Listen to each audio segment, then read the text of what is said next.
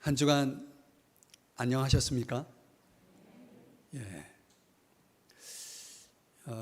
매주일 지내면서 저에게 깨달아지는 것이 몇 가지가 있습니다. 하나는 시간이 참 빠르다는 것이고, 또 하나는 한 치 앞을 내다볼 수 없구나. 뭐가 어떻게 될지 한 치 앞을 내다볼 수 없다. 이런 게 또 깨달아지고, 또 하나는 제 마음속에 그럼에도 불구하고 모든 것이 하나님의 은혜구나. 하나님의 은혜가 아닌 것이 없구나. 이런 세 가지가 제 안에 깨달음으로 다가옵니다. 매주일 여러분들 이렇게 주일날 나와서 예배 드릴 때 어떤 마음으로 오시는지 모르겠지만 참 하나님께 예배하고 있다는 그 자체만으로도 감사하고 감격하는 그런 마음이 제 안에 있음을 먼저 고백을 드립니다. 오늘도 우리가 이렇게 하나님 앞에 나와서 예배할 때에 우리의 상황을 아시고 또 우리의 심령을 아시는 주님께서 우리 각자에게 꼭 있어야 할 은혜를 부어 주실 것을 믿습니다. 오늘 본문에 보면은 바울이 4개의 동사를 사용하고 있습니다. 소멸하지 말라, 멸시하지 말라, 취하라, 버리라. 이 4개의 동사인데요. 우리 성경에는 표현되어 있지 않지만 이 동사들이 다 복수로 되어 있습니다. 복수입니다. 이 말은 무슨 이야기냐면 이 동사들이 개인적이고 사적인 차원에서 주어진 말씀이 아니고 상당히 집합적이고 공적인 그리스도인의 의무를 묘사하고 있다는 것을 시사합니다. 27절, 다음 주에 살펴볼 본문이지만 27절에 가보면 바울이 모든 형제에게 이 편지를 읽어주라 이렇게 말하고 있죠. 읽어주라. 문자적으로는 공적으로 낭독하다라는 뜻입니다. 공적으로 낭독하다라고 하는 것은 공적 예배 행위와 관련 있다는 것을 보여줍니다. 그러므로 본문은요, 오늘 19절서부터 22절까지의 이 내용은 사실상 바울이 데살로니가 교인들에게 공적인 예배를 가르치고 있는 말씀입니다. 오늘날 이 코로나19 상황에서 세상 사람들은 교회의 예배에 대해서 매우 부정적인 시선을 갖고 있습니다. 그런 말들을 너무 자주 듣는 것 같아요. 여러분이 일상 속에서 여러분 주변에 있는 사람들이 교회에 가서 예배 드리는 거에 대해서 상당히 부정적이죠. 또 그런 말들을 자꾸 듣다 보니까 우리 믿는 사람들 안에도 그 세상의 시선을 의식한 나머지 예배에 대해서 상당히 소극적인 자세를 취하는 그런 사람들도 있는 것 같습니다. 그러나 어떤 사람들은 그럼에도 불구하고 예배에 헌신적으로 적극적으로 참여하고 있는 분들도 있죠. 또 우리가 이 시대를 들여다보면 실용주의 시대 아닙니까? 이 실용주의 시대를 살아가는 사람들의 특징이 뭡니까? 모든 것이 유용해야 되고 또 효과적이어야 된다. 효용성이 있어야 그런 것들이 입증되지 않으면 하는 것을 꺼려합니다. 그런 실용주의 시대를 살아가고 있고 코로나19 시대를 맞이한 우리들에게는 여러 가지 그런 다양한 이유로 인해서 우리의 예배가 위기를 맞고 있다라고 저는 그렇게 판단을 합니다. 자, 그러나 오늘 우리가 이런 가운데서도 분명히 알아야 될 것은 왜 기독교는 이렇게 예배를 중요시하는가라는 것이죠. 왜 기독교는 이렇게 예배를 중요시하는가? 꼭 이런 상황에서 예배를 드려야 하는가? 도대체 성경적인 이유는 무엇일까? 우리가 이 예배에 대해서 세상 사람들이 생각하는 것처럼 이 예배를 우리가 그렇게 소홀히 할 수 없는 이유는 무엇일까? 성경적으로 한번 우리가 생각해 봐야 됩니다. 존 스타트 목사님, 지금은 고인이시지만은 하나님의 은혜를 경험할 수 있는 가장 고상하고 고귀한 활동이 뭐냐? 이게 예배다라고 말했습니다. 우리가 하나님의 은혜를 경험할 수 있는 활동, 그것도 가장 고상하고 고귀한 활동은 다름 아닌 예배다. 왜 그렇게 말하느냐?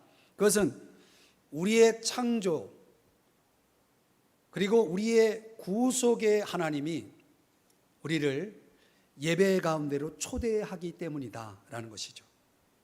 다시요. 창조와 구속의 하나님께서 오늘 저와 여러분을 예배 가운데로 초대하여 우리는 이 예배를 중요시하는 것이고, 이 예배보다 더 고귀하고 더 소중한 활동은 없다는 것입니다. 종말의 교회를 대표한다라고 할 수 있는 라오디게아 교회에 보낸 편지의 마지막 대목을 들여다보면 그것은 하나님의 예배로의 초대다. 하나님의 예배로의 초대다. 이렇게 정리할 수 있습니다. 요한계시록 3장 20절을 한번 보시면, 볼지어다 내가 문 밖에 서서 두드리노니 누구든지 내 음성을 듣고 문을 열면 내가 그에게로 들어가 그와 더불어 먹고 그는 나와 더불어 먹으리라. 자, 당시 라오디게아 사람들은요, 예배를 상당히 소홀히 여겼다는 것입니다. 심지어 조롱하기까지 했습니다. 이제 그들이 성경에 보면 매우 부유하여 자만에 빠져 있었다라고 말하고 있습니다. 이런 상태에서 굳이 무릎을 꿇고 하나님께 나아가 간구할 필요를 느끼지 못하는 것이죠. 친구들의 공동체에 들어가서 모든 것을 공유하고 사랑으로 나눌 필요를 느끼지 못하는 것입니다.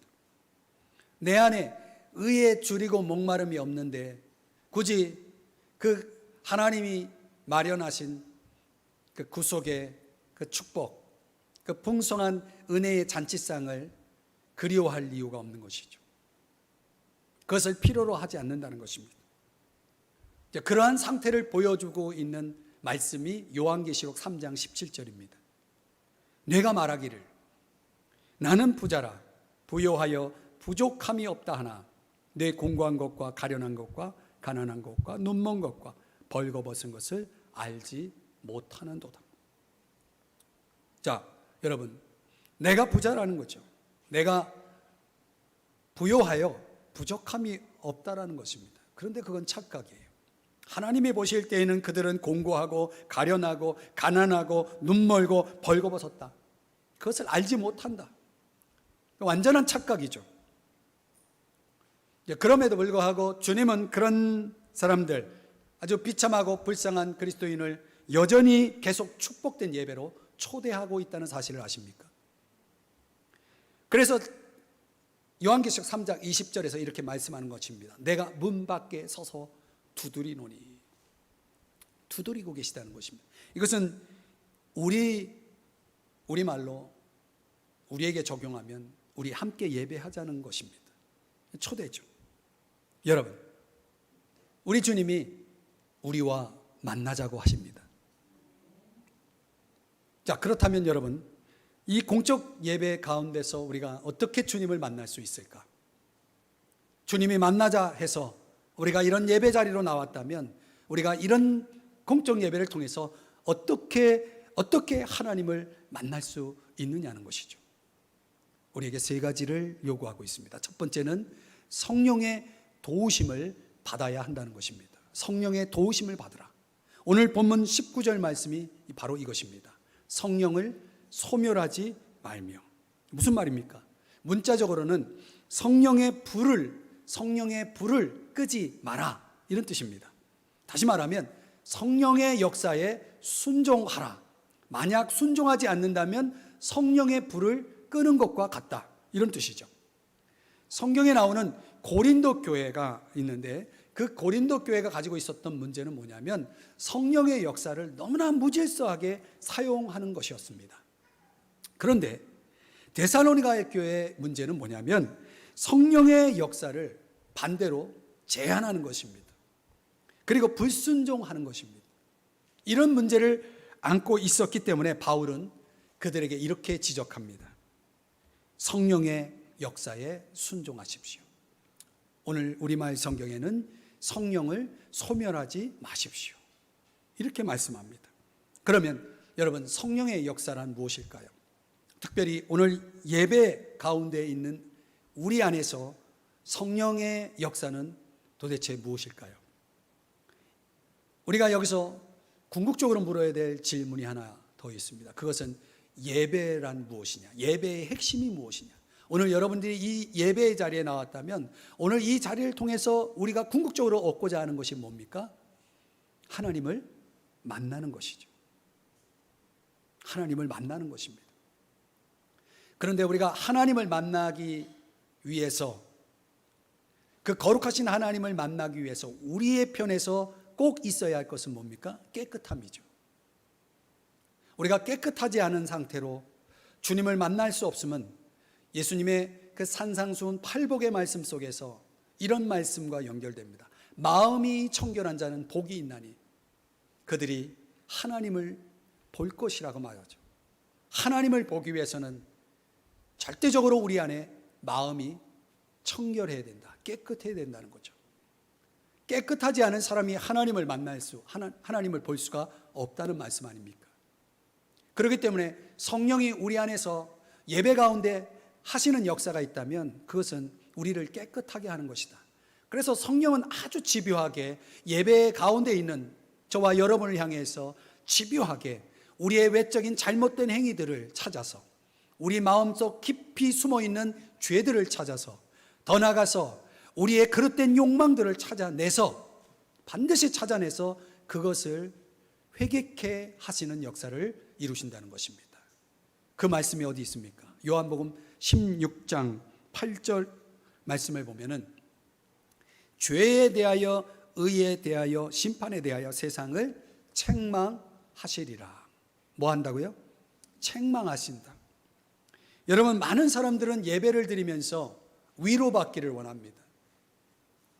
아마 여러분 가운데 이 예배를 참여하면서 오늘 내가 하나님께 위로받아야지 하고 이 자리에 나와 계신 분이 분명히 있을 것입니다. 물론 하나님은 우리를 위로하시는 분이십니다. 성령을 통하여 우리를 위로하십니다. 그분은 보혜사, 위로자이시기 때문에 우리를 위로해 주십니다.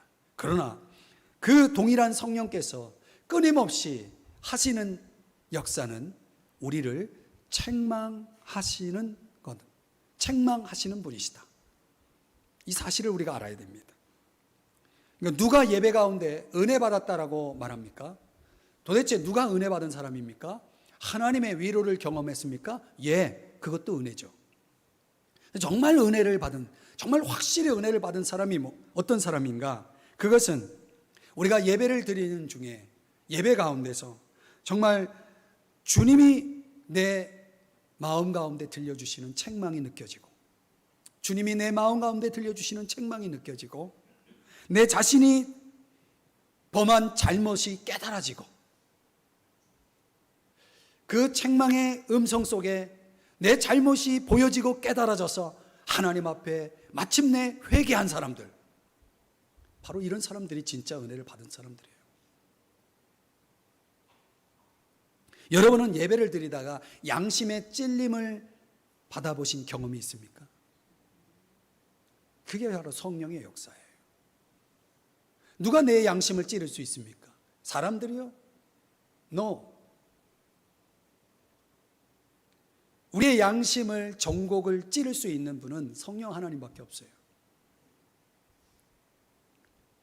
그럴 때 어떤 사람들은 양심의 찔림을 받아도 그냥 무시해버리고, 그냥 못 들은 척하고, 없는 것 취급하고, 그러면서 그냥 패스해버립니다. 이런 사람들은 성령을 소멸하는 것입니다. 그러나 내 마음에 찔림이 오고 책망이 느껴지고 내 잘못이 깨달아지고 그랬을 때 아멘, 아멘 이렇게 응답하며 자신의 잘못을 깊이 인식하고 인정하고 고백하고 회개할 때 그때 하나님을 만나는 거예요. 그때 하나님을 경험하는 것입니다.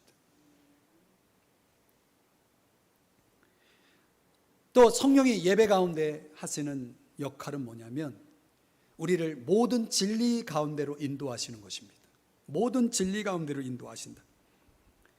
그래서 성령은 우리를 진리 가운데로 인도하시는 역사 가운데서 가장 먼저 하시는 것이 우리로 하여금 우리의 구원자 예수 그리스도를 깨닫게 하시는 거죠. 나의 구원자, 나의 구세주 예수 그리스도, 그리고 나의 구원에 관한 지혜를 알게 하시는, 깨닫게 하시는 그 역사가 바로 성령의 역사입니다. 그리고 그 모든 말씀들, 하나님의 모든 말씀을 기억나게 하시고 또 깨닫게 하시고 또 우리에게 우리의 삶에 적용케 하시는 그런 역할, 그런 역사가 성령의 역사인 거죠. 그 말씀이 요한복음 14장 17절 말씀에 보면은 그는 진리의 영이라, 진리의 성령이라 이렇게 말씀을 하고 있습니다. 그러니까 진리와 굉장히 연관되어 있는 성령을 말씀하고 있죠. 요한복음 14장 26절에 보면 그가 너희에게 모든 것을 가르치고 내가 너희에게 말한 모든 것을 생각나게 하리라. 그러니까 성령은 우리 안에서 우리에게 말씀을 생각나게 하고 말씀을 깨닫게 하신다라고 말씀을 하는 거죠. 요한복음 16장 13절에도 진리의 성령이 오시면 그가 너희를 모든 진리 가운데로 인도하시리니 이렇게 말씀을 하는 것입니다. 성령은 진리 가운데로 우리를 안내하는 역할을 하는 거죠. 이 예배 가운데서. 예수님도 우리가 예배할 때 두 가지가 꼭 있어야 된다라고 말씀합니다. 요한복음 4장 23절에 보면 하나님은 영이시니 예배하는 자가 무엇으로 예배할지니라. 영과 진리로. 여기서 말하는 영은 성령을 가리킵니다. 그러니까 예수님도 우리가 예배할 때에 성령의 역사 그리고 진리 안에서 예배하라고 말씀을 하고 있는 거죠. 그러니까 우리가 예배 자리에 나와 있을 때 성령 안에 있다는 것은 하나님의 임재 가운데, 하나님의 임재 가운데 나와 있음을 인식하면서 예배하라는 것이죠.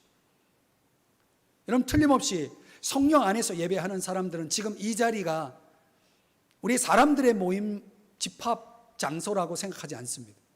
나는 지금 하나님 앞에 나와 있다.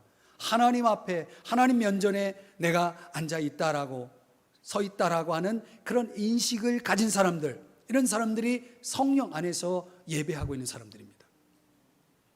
또 진정 예배한다면 진리 안에서 예배해야 된다라는 것이죠. 오늘 저와 여러분에게 하나님께서 예배하라 하시는 또 궁극적인 이유가 뭐냐? 진리가 우리 안에 꼭 있어야 된다는 거예요. 진리를 알아야 진리가 우리를 자유케 하기 때문에, 우리를 죄로부터 자유케 하는 것은 진리이기 때문에, 그래서 오늘 저와 여러분이 하나님 앞에 진정으로 예배하고 있다 그러면 여러분들이 진리를 붙잡기 위해서 이 자리에 있어야 되는 것입니다.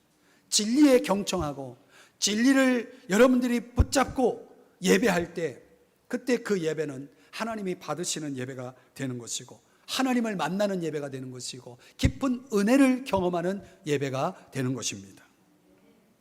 여러분은 진정 하나님을 만나는 예배를 드리고 계시나요?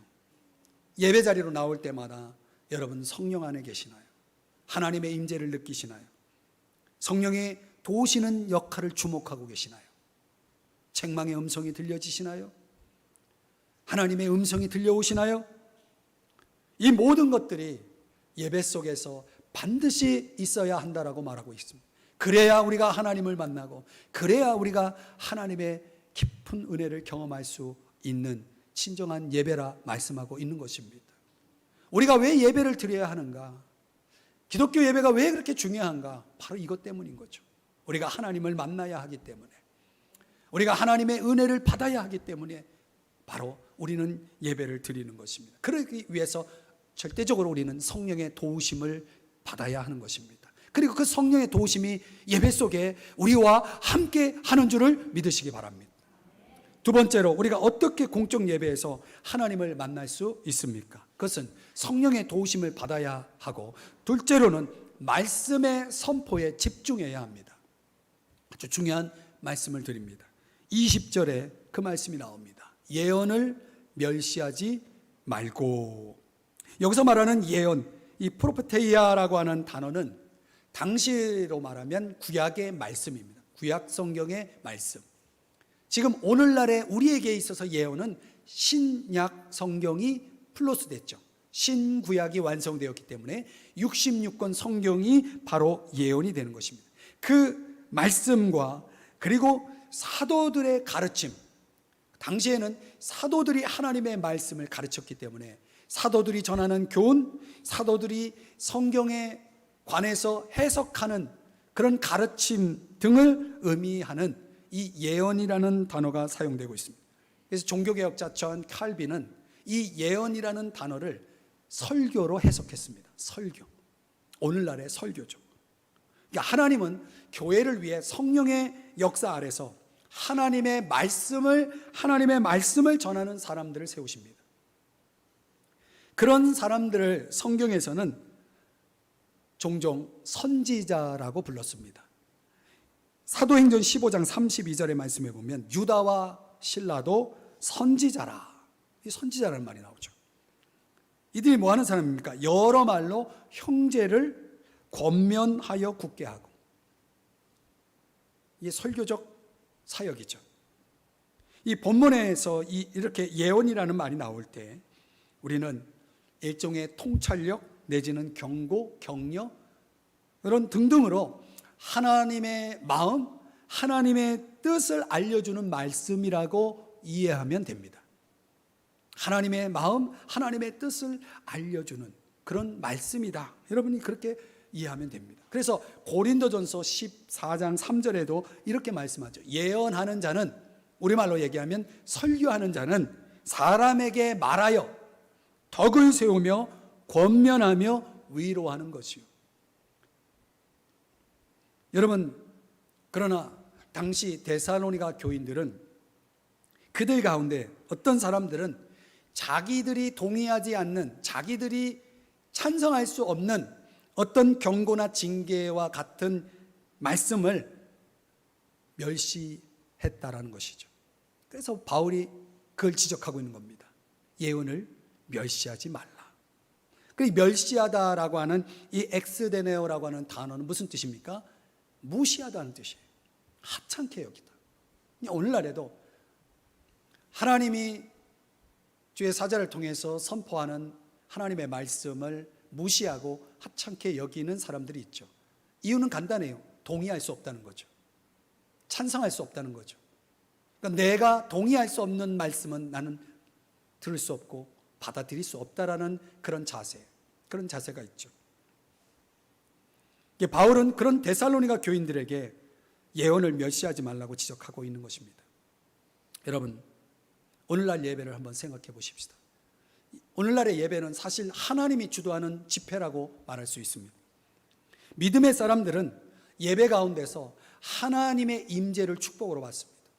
우리가 예배 가운데 가장 큰 축복은 하나님을 만나는 것입니다. 하나님의 임재입니다. 그런데 어떤 사람들에게는요, 하나님의 관심을 끌어 자기들을 위해 무언가를 해주길 바라는 수단으로 예배를 이용합니다. 내가 바라는 어떤 것을 얻기 위한 수단, 그것이 나에겐 예배다. 그랬을 때 그것을 얻을 수 없다면 다른 어떤 것을 내가 동의할 수 없고 받아들일 수 없다는 차원이죠. 그래서 보통 사람들이 이런 강해 설교는, 하나님의 말씀을 있는 그대로 전하는 이런 설교들을 별로 좋아하지 않습니다. 자기들이 듣고 싶어하는 것, 자기들이 관심 갖고 있는 것, 그런 주제, 듣고 싶은 말씀을 듣고자 나오는 거죠. 여러분, 그러나 진정한 예배라는 것은 하나님을 중심으로 합니다. 하나님을 중심으로 하는 예배. 우리가 예배하는 것은 뭡니까? 하나님 중심으로 살기 위해서 예배하는 것입니다. 하나님 중심으로 살기 위해서. 그래서 살아계신 하나님께 반응하면서 그분께 의지하기 위해서 의지하면서 살기 위해서 우리는 하나님을 예배하는 줄 믿습니다.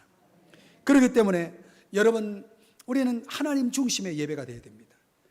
나를 중심으로 한, 나를 위한 예배가 아니라 하나님을 위한 예배, 하나님을 중심으로 하는 예배가 진정한 예배라고 말하는 것입니다. 만약 이런 하나님 중심의 예배가 없다면 사람들은 이런 세상의 여러 가지 유혹을 느낄 때마다 흔들립니다. 남을 조종합니다. 또 남에게 조종을 받습니다. 늘 불안과 공포의 늪에 빠져버리고 맙니다.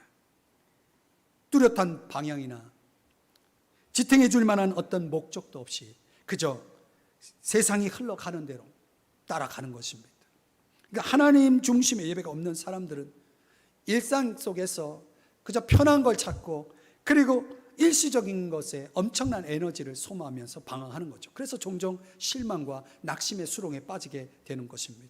그러나 반대로 하나님 중심의 예배가 있는 사람들은 그들에게는 어떤 일이 있습니까? 그들에게는 믿음의 삶이 자리를 잡습니다. 믿음의 삶이라는 것은 뭡니까? 빛된 삶입니다. 하나님은 빛이십니다. 그에게는 어둠이 조금도 없는 것입니다. 그렇기 때문에 이 세상을 살아가는 동안 어둠이 조금도 없는 그 빛이신 하나님과 동행하기 때문에 이 세상의 모든 회색지대, 도대체 무슨 색인지 알 수 없는 그런 애매모호한 세상의 회색지대를, 그들의 색깔을 다 드러내 볼 수 있는 분별력이 생깁니다.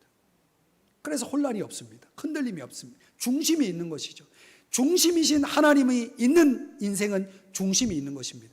그래서 흔들리지 않는 것이고 좌로나 우로나 치우치지 않는 것입니다. 그런 하나님 중심의 예배를 가능하게 하는 게 뭡니까? 그게 바로 설교입니다.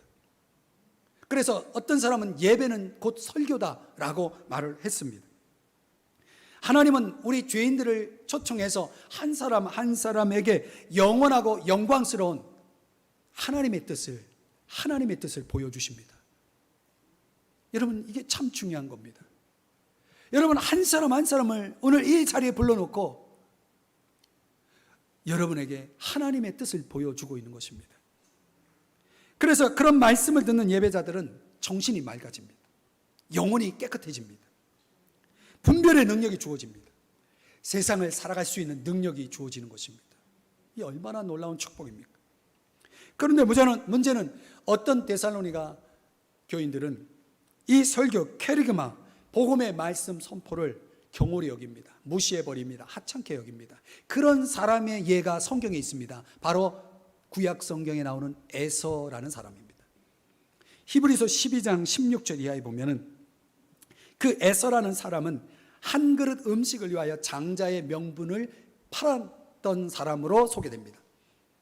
동생에게 하나님의 축복의 약속이라고 하는 장자권을 무시해버리고 하찮게 여기고 그냥 팥죽 한 그릇에 팔아버렸다는 것입니다. 그런 에서의 행동을 향해서 성경은 뭐라고 말합니까? 이렇게 망령된 자다. 무슨 뜻이냐면 사악하다, 경건하지 못하다, 이렇게 말하는 것입니다.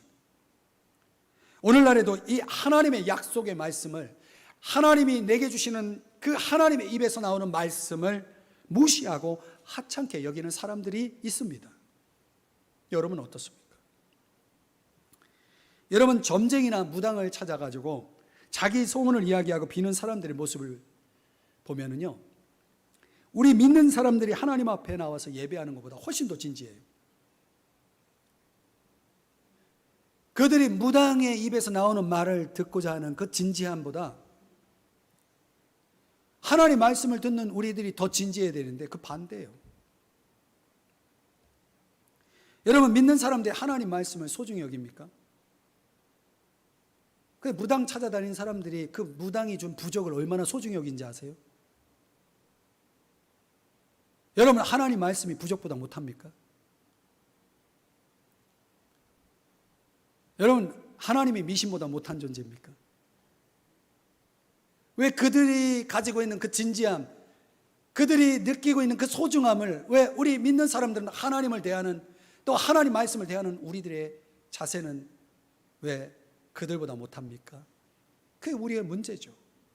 오늘날 하나님의 말씀에 대해서 귀한 줄 모르고 살아가는 사람들이 많아요. 사람이 떡으로만 살 것이 아니고 하나님의 입에서 나오는 말씀으로 살아야 된다는 것을 머리로는 아는지 모르겠지만 가슴으로 느끼며 살아가는 사람들이 그렇게 많지 않다라고 봅니다.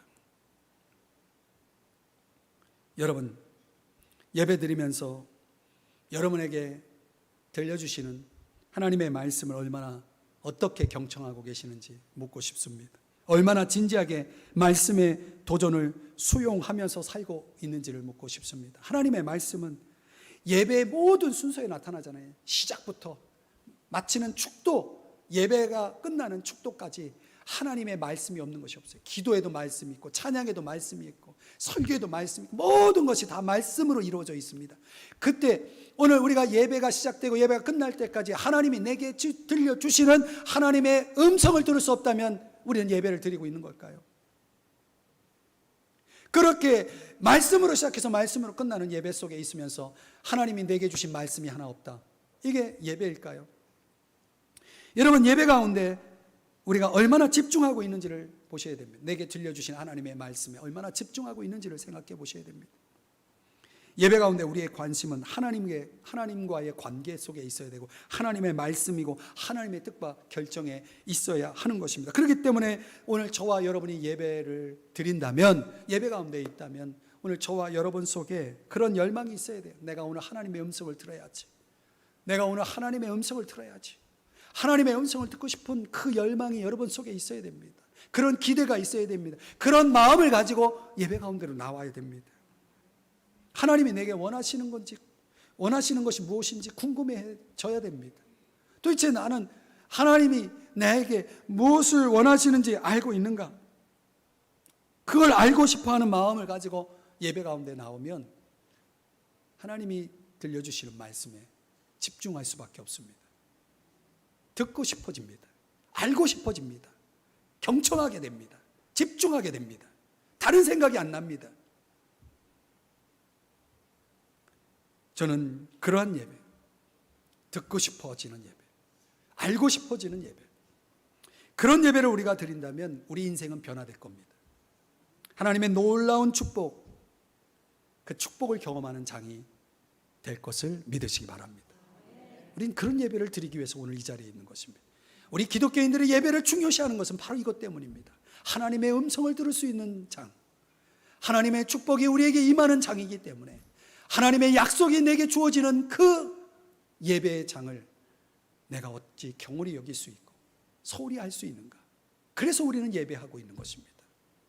그런 이유를 여러분이 세상 사람들에게 말할 수 있어야 됩니다. 그런 이유를 여러분들이 세상 사람들에게 당당하게 선포할 수 있어야 되는 것입니다. 세 번째로, 오늘 우리가 어떻게 공적 예배에서 하나님을 만날 수 있습니까? 성령의 도우심을 받아야 되고 말씀의 선포에 집중해야 되고, 셋째로는 삶의 실천을 결단해야 합니다. 21절 22절 말씀에 보면은 범사에 헤아려 좋은 것을 취하고 악은 어떤 모양이라도 버리라, 이렇게 말씀을 하죠. 여러분, 저를 보세요. 우리가 예배에 있어서 정말 주의해야 될 것이 뭐냐면, 예배는 제한된 시간과 어떤 정해진 장소의 틀에 있어서 우리가 드리고 있는 예배, 그렇게 이해하면 안 됩니다. 정해진 시간 10시부터 11시, 정해진 장소 삼송중앙교 예배당, 그 시간에 그곳에 있는 게 예배다라고 생각하면 안 되는 것입니다. 사실상 그런 이해 때문에 사람들은 정해진 시간, 정해진 장소를 벗어나면 그 예배로부터 얻은 영성이 실종됩니다. 더 이상 예배와 상관없는 삶을 살아가게 되는 거죠. 얼마나 많은 사람들이 그렇게 살고 있는지 모릅니다. 여러분, 한 작가가 말하기를 우리는 감각의 시대를 살고 있다라고 말했습니다. 감각의 시대를 살고 있다. 그래서 사람들이 감각의 시대를 사는 사람들의 그 특징이 뭡니까? 느낌이 중요합니다. 느낌. 내가 느끼는 게 중요하다는 거죠. 그 느낌 그 자체를 즐기는 것입니다. 예배를 그런 차원으로 이해하는 사람이 있어요. 그래, 참 예배 좋았어. 괜찮았네. 별로야. 그냥 내가 느낀 그 자체가 예배라고 생각하는 사람이 있죠.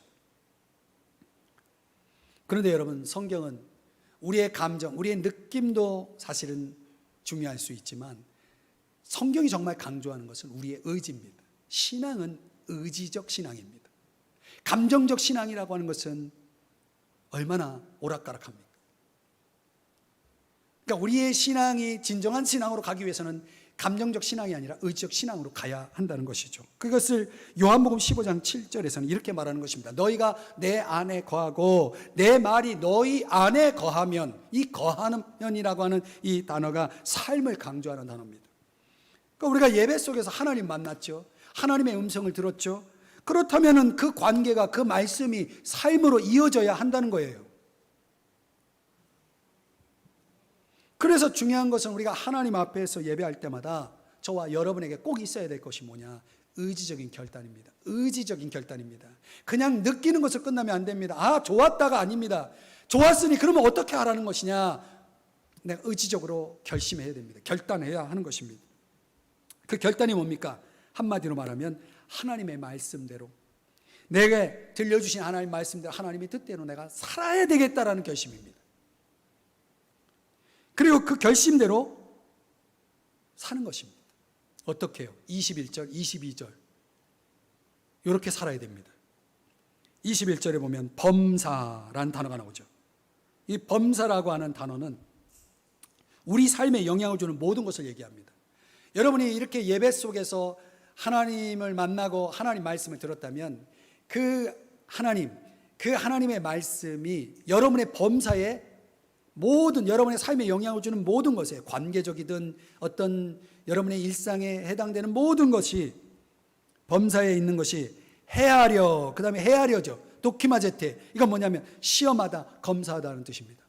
그러니까 여러분의 삶에 영향을 주는 모든 것에 그 말씀을 가지고 시험해 보는 겁니다. 검사해 보는 겁니다. 그렇게 해서 좋은 것, 칼로스, 이건 참된 것을 얘기합니다.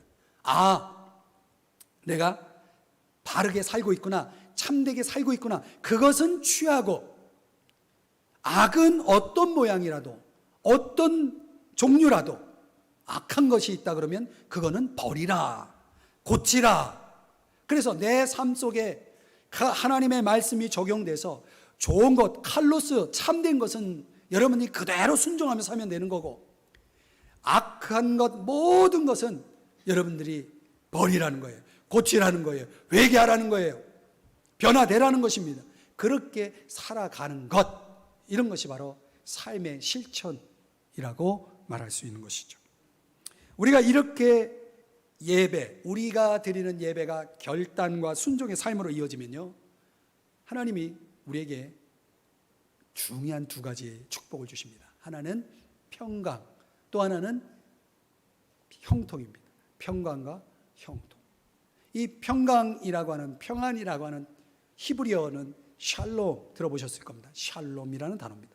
이 샬롬이라고 하는 단어는 부족함이 없는 완전한 상태를 얘기합니다. 우리가 예배를 드리고 또 예배 가운데 의적인 결단과 그리고 순종의 삶을 실천하고 나갈 때 하나님 반드시 부족함이 없는 완전한 상태를 우리 안에 이루어 주십니다. 그래서 어떤 상황에서도 마음이 평안합니다. 여러분, 사람이 진정 하나님 안에서 얻고 싶은 게 이거 아닙니까? 평안 아닙니까? 어떤 상황에서도 흔들림 없는, 누구라도 빼앗아갈 수 없는 내 안에 있는 평안, 하나님이 주시고자 하는 그 샬롬이 내 안에 있으면 나는 부족함이 없는 완전한 상태가 되는 것입니다. 그래서 다윗처럼 부족함이 없으리로다 라는 고백을 하는 것입니다. 그러니까 우리가 결단과 순종의 삶 속으로 들어가야 이 샬롬이 우리의 삶에 주어지는 축복이 되는 것입니다. 또 하나는 샬바흐라는 단어입니다. 형통함이죠. 형통함. 무슨 뜻이냐면 모든 것이 형통할 것을 알고 확신하는 느긋함입니다. 느긋함. 다른 말로 여유. 사람이요, 이런 여유가 있어야 됩니다. 여유. 느긋함이 있어야 됩니다. 여러분, 어떤 사람이 조급해요. 여유가 없어요. 그런 사람 보면은 불안합니다. 답답합니다. 짜증납니다. 여러분, 내 인생 속에 그 여유로움, 느긋함은 어디서 오는 겁니까? 샬바우라는 것은 하나님이 주시는 것입니다. 왜? 하나님이 내 인생을 쥐고 계시고, 하나님이 다스리고 계시고, 하나님이 주관하고 계시고, 하나님이 그것을 선하게 합력하여 이루어 나간다라고 하는 그 믿음 때문에, 그 확신 때문에, 그 신뢰 때문에 내 마음속에는 어떤 상황에서도 느긋함이 있는 것이고 여유가 생기는 것이죠. 그런 상태를 히브리어로는 샬바우라고 얘기하는 것입니다. 그 샬바우가 있는 사람은 얼굴에 표시가 나요. 사랑하는 여러분, 성 어거스틴은 이런 말을 했습니다. 그리스도인이라면 머리끝부터 발끝까지 할렐루야여야 한다. 머리부터 발끝까지 할렐루야. 사실이 그렇습니다. 우리 믿는 자들의 삶은 죄로 엉망진창인 그런 삶이 되어서는 안 되겠죠. 머리부터 발끝까지 할렐루야, 영광스러운 하나님이 찬양을 받으시는 변화된 삶이어야 하지 않겠습니까? 그러기 위해서 우리는 예배를 드리는 것이고, 그래서 그 예배 속에서 얻은 은혜를 가지고 삶의 실천의 장으로 나아가는 것입니다. 예배는 예배자를 변화시킵니다. 틀림없습니다. 예배는 예배자를 변화시킵니다. 그래서 그리스도인의 삶이라고 하는 것은 예배 속에서 형성되기 때문에 예배가 중요한 것입니다. 그래서 사람들이 물어요. 당신 뭔가 변화된 것 같다. 도대체 당신이 변화된 이유가 뭐냐? 사람들이 물으면 우리는 이렇게 말할 수 있는 것입니다. 모르겠어. 내가 예배를 드리다 보니 이렇게 됐어. 예배를 드리다 보니 내가 이렇게 됐어 라고 말할 수 있는 사람. 여러분, 사람들의 변화를 보십시오. 예배를 드리다 보니 그렇게 된 것입니다. 여러분의 고백도 그렇습니까? 우리는 얼마나 변화되고 있나요? 이를 위해서 주님이 내게 주신 말씀대로 살고자 하는 의지적인 결단, 삶의 실천이 우리의 삶에 있냐는 거죠. 삶의 순종이 있습니까? 우리가 진정 사모하고 경험하고 싶은 예배가 이런 예배가 되기를 바랍니다. 말씀의 결론을 맺습니다. 여러분, 풀을 베고 있는 사람을 생각해 보십시오. 해지기 전에 베어야 할 풀이 많이 있습니다.